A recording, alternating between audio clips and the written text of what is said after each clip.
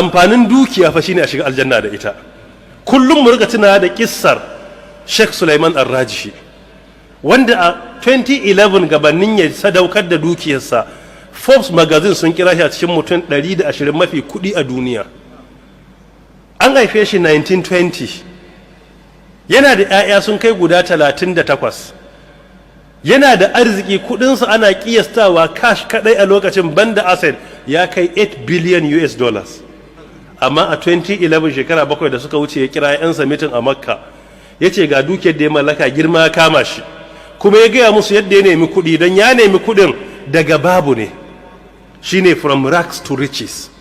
Ya tashi cikin babu ne, da kafa yake zuwa yake taro ayarin masu zuwa hajji da umra a raƙumi tsakanin Saudiya da Yaman da Kuwait, ya rako su da kafa har Makka su rika dan bashi kuɗi guzuri, suna dan bashi kuɗi da kafa yake rako su. Haka ya nemi kuɗin ya waye gari, shine mai Ar-Rajihi Bank, Islamic Bank, shine mafi girman bankin musulunci yanzu a duniya, wanda ke hada-hadan kasuwanci da abin da ya kama da wannan. Al-Wataniya company nasa ne shi. Wannan Al-Wataniya farm da yake da shi ke providing kashi 40 cikin 100 abincin da ake ci a Middle East. Yana da Ar-Rajihi University a garinsu na Qasim da ke da faculty na nursing da medicine da kuma science, engineering. Haka ya jami'ar duka kyauta yake, duk waɗannan hidima ne na marayu. Da ya kira 'yan sabitin ya ce musu me kuke bukata, kowa faɗi me yake so in bashi. Suka faɗa duk abin da suka bukata a wurinsa bai wuce kashi 20 zuwa da kaɗan na dukiyarsa ba. Duk sauran dukiyar ya yi foundation, Ar-Rajihi Foundation, Ar-Rajihi Charitable Foundation, ya ba da dukiyar fi sabilillahi. A lokacin da ya bayar bai ajiye riyal ɗaya ko dala ɗaya na bukatar kansa ba. Ya ce ya zo wadatarsa a rayuwa ya je zero position twice a rayuwarsa. Na farko time da yake taro ayari tun a rawar 1935, sai na biyu a yanzu ya sadaukar da komai. A yanzu ya ce yana zero level ne, ya ce wancan a dole ta kama shi, amma na wannan a ganin damansa ya yi, don haka yana da pleasure a cikin wannan tun da shi ya sa kansa. Abun da ya sadaukar a dukiya a dala biliyoyin ana lissafi, Allah ne kadai san adadin. A ciki akwai kuɗi da aka bawa foundation din ya haura dala biliyan 5, banda kuma gine-gine, banda kamfanoni, banda hannun jari.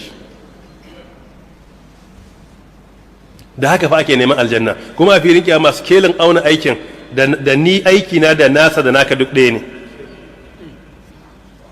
To wannan yayi don addini. Mu duba tura ba fa addinin suke yi. Duba Warren Buffett a America, ya fara neman kuɗi tun 1958, shekara nawa? Kai ya fara tun wajen 1940 something. Ya yi gidan farko a Washington. A lokacin da ya fara neman kuɗi, aika yake yana kai mails ana bashi kuɗi. Yanzu a duniya na cin mutane 4 da suka fi kowa arziki a duniya, amma aikin da ya fara neman kuɗi shine yana distributing mails, yana dispatching, ana bashi kuɗi. Ya sayi gida 1958 a Washington, ya shiga cikinsa. Tun da ya shiga gidan har yau bai canja gida ba. Amma mafiya yawan dukiyarsa, the only time da ya yi dropping a kuɗi a rankin na duniya shine time da ya ɗauki sama da dala biliyan 2 ya sadaukar da shi a yi aikin taimako da shi. Ba fa musulmi ba ne. Ka je ka karanta history na Warren Buffett. Har a yanzu gidan da ya shiga tun 1958 a cikinsa yake rayuwa. In ana maganan waɗanda suke da fasahar investment a duniya, yana cin asabiqun al-awwalun. Amma duk abin da ya samu sai ya yi donating ɗinsa, a je a aikin taimako da shi, a je a taimaka gajiyayyu.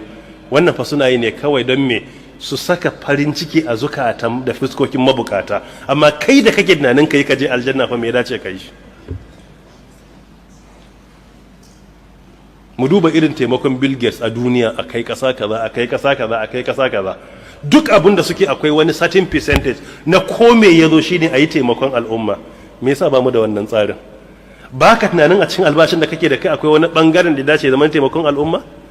Ba ka zaton a ribarka a kasuwanci akwai bukatan wannan? A investment ɗinka akwai bukatan wannan? Ya dace zama duk abin da muka samu akwai wannan a ciki. Nasiha ta ga duk musulmin da ya ji wannan sako idan zai yi, kowane musulmi a cikinmu ya ɗauki nauyin maraya mafi ƙanƙanta guda ɗaya, ka fara ko da guda ɗaya. in akwai yiwuwan ka ajiye shi a gidanka yadda kake rayuwa da 'ya'yanka, bismillah, ka san yadda za ka zauna da shi da kyautatawa. Idan wannan ya gagara a yanzu, ko da baka da aure, duba ainihin foundations da suke kokarin kula da marayu, ya zama kudin da ake bukata dauki nauyin maraya dukkanin nauyinsa kana bayarwa. Kai ne tufatar da shi, kai ne ciyar da shi, kai ne kudin makarantarsa, kai ne kudin maganinsa. Ka kwatanta yin wannan, kaga yadda Allah zai taimake ka a duniya da lahira. Gaba na gaba ina bada nasiha, in ba zai dukkan salawat bai zama dukkan masallatan juma'an mu da dukkan masallacin salloli guda 5 da ke tara mutane da yawa, ya zama akwai wani asusu musamman na kula da marayu.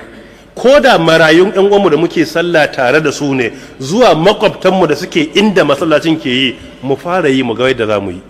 Akwai amintattu a basu, ya zama duk wata kowa san me zai bayar. Wannan su ne irin ayyukan da za mu yi, Allah ta'ala ya mana rahama. Amma a halin da muke zaune a yanzu gaskiya akwai gyara, ba mu kula da su yadda Allah ta'ala yake bukatar a kula da su ba. Allah ta'ala ya ba mu ikon kulawa da su. Allah ta'ala ya sa mu gudu tare, mu tsira tare, mu shiga aljanna tare. subhanakallahumma wa bihamdik ashhadu an la ilaha illa anta astaghfiruka wa atubu ilaik. Wassalamu alaikum wa rahmatullahi wa barakatuhu. Wallahu ta'ala a'lam.